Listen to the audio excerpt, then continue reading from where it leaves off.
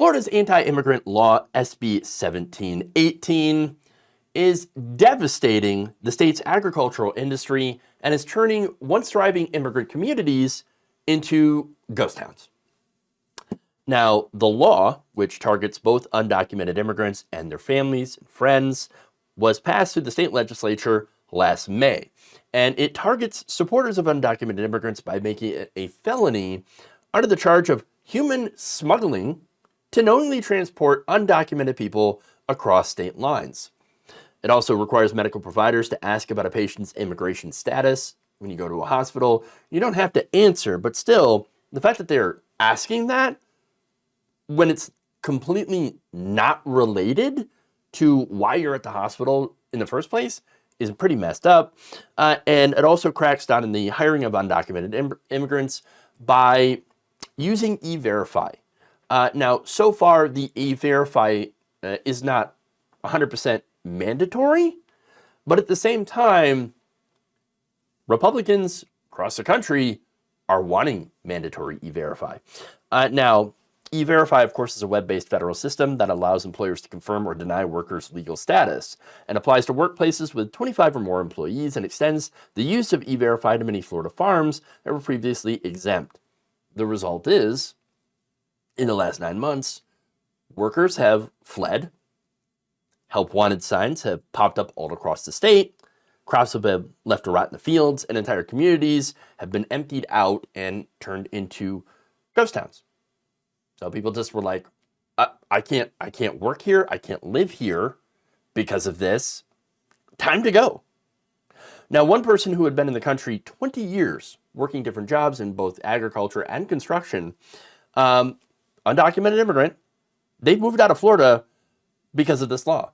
Here's what they told Civil Eats. Quote, once the law passed, there were empty houses. You went down the street and it was for rent, for rent, for rent everywhere.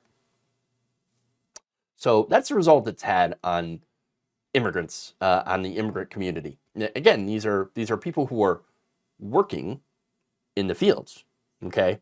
Now, if this is what the result that Republicans were going for, oh, nailed it. Congratulations, you have scared away all the workers and then created a new problem. That is, nobody's working those jobs. Nobody's renting those homes. There are entire communities of people that are now gone. What are you going to do? It's not as if Americans are flocking to those jobs. No, those jobs are terrible.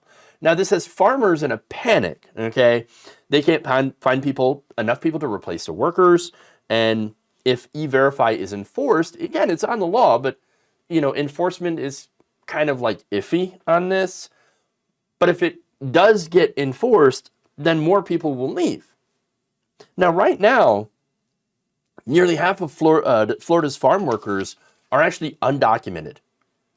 And that led to, of course, Representative Rick Roth back in June, who was a vegetable farmer and Republican who voted for the law to try to plead with the constituents and convince their workers to stay.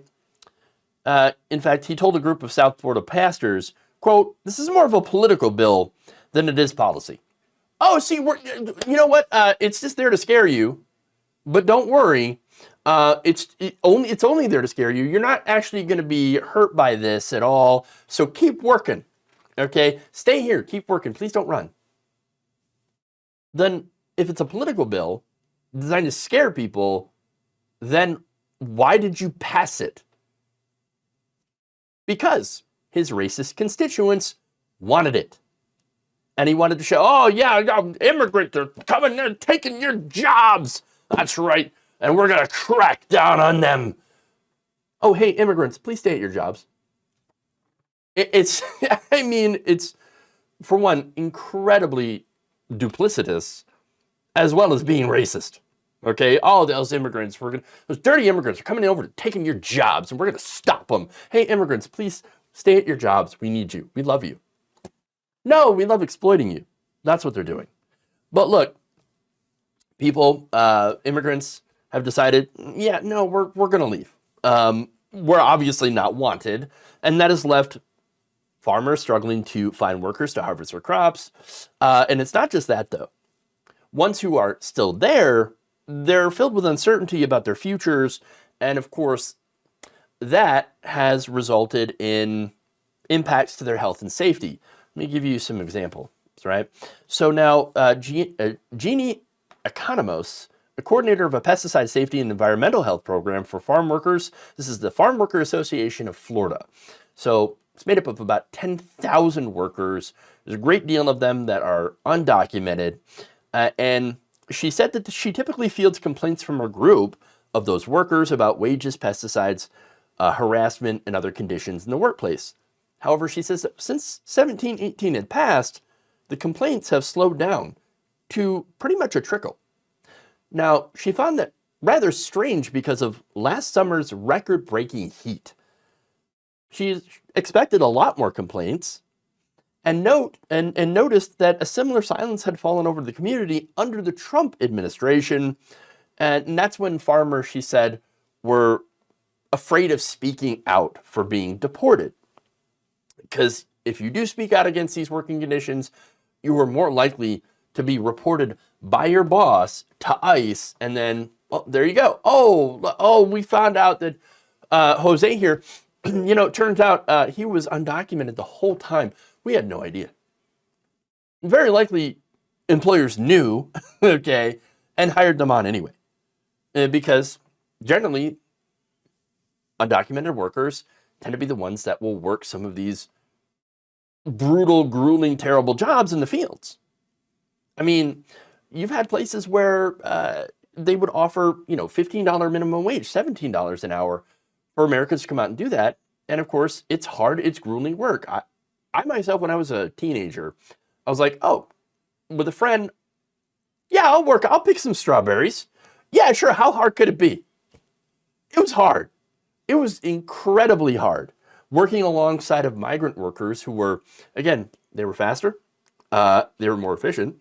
They knew exactly, where to go to get the best berries, how to get them fast enough, and all that. Outpicked the hell out of us, and didn't complain about the work. Whereas at the end of the day, we worked there for probably about a week, and that was enough, more than enough. Not only was the pay incredibly substandard for that, amount of time that we were working, but also we were treated pretty terribly by the boss. And it was just a horrible experience. And I can only imagine having to survive on that kind of work. And that's what, immigrants, especially undocumented immigrants, have to go through all the time just to be able to feed themselves, put food on the table, and even maybe, if they're lucky, send money back to their families in other places. So again, it's horrible work. And I'm not surprised that very few, American citizens will actually engage in that type of work. So now let's get back to the article here, right? So look, our economy relies on immigrant labor, okay? And especially the Florida economy. And yet they passed this bill that has scared off a lot of their immigrants, okay? And either they get scared off and they leave, or they put themselves into positions where they can be further exploited, okay? And that's the point. Republicans want to continue to exploit undocumented labor, okay? Since, again, their economy runs on it, what better way to ensure a huge supply of, undocumented, exploitable labor than to make them afraid of being sent home, okay? They'll never talk back. They'll never ask for better wages. They'll never fight back. And they'll even be pushed towards the H-2A guest worker program. And that's the other thing, right? So that's a federal program in order to, put into place in order to recruit farm workers. Now, they recruit them from other countries. Now, that program has ballooned by more than 7 times between 2005 and 2022. That has grown massively. Why? As I mentioned, Americans don't want to do the job, so the jobs have to get done, so they have to hire somebody, right? And with systems like, for example, E-Verify, that are, being put into place, well, these companies will look for workers through this federal program. Now, the workers who get hired through this federal program, they are offered the promise of a pathway to citizenship. In fact, it's one of the only pathways to legally enter the US. And there's a pretty high acceptance rate. So now the program, however, is rife with exploitation and abuse because of how it's set up. Farm workers have to live in employer-supplied congregate housing.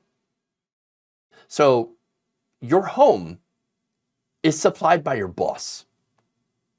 They get to dictate your living conditions. And of course, you get put in unfamiliar rural areas, and you are not allowed to leave your boss. You leave your boss, you leave the country. That's it. So you're stuck there. How is something like this even legal? I don't know. It's pretty messed up, though. And so that sets up a situation where your boss can absolutely abuse you, overwork you, deny you certain things, probably even steal your wages in some ways. It kind of reminds me of indentured servitude. Now, farm worker advocates note that, quote, they are tied to the grower or contractor who recruits them and can be legally fired for not meeting exhausting production quotas or for raising issues about workplace conditions. But they stay because, well, you don't want to get sent back to, in this case, or in many cases, crushing poverty, war, gang violence, political instability, et cetera, et cetera. And so they accept these exploitative conditions, usually in order to save their lives. And with a shot, maybe, at becoming a citizen. Now, Republicans would love for that to continue, as long as they never become citizens, okay? But they are pushing for that E-Verify in order to, I think, push people into that H-2A program so that, they can legally be exploited. And if they're not legally exploiting them, they're still trying to find ways to, well, illegally exploit them. It's no wonder, though, that with these laws on the books that are incredibly harsh and punishing, that workers are continuing to flee Florida and other states where they're putting these laws into effect.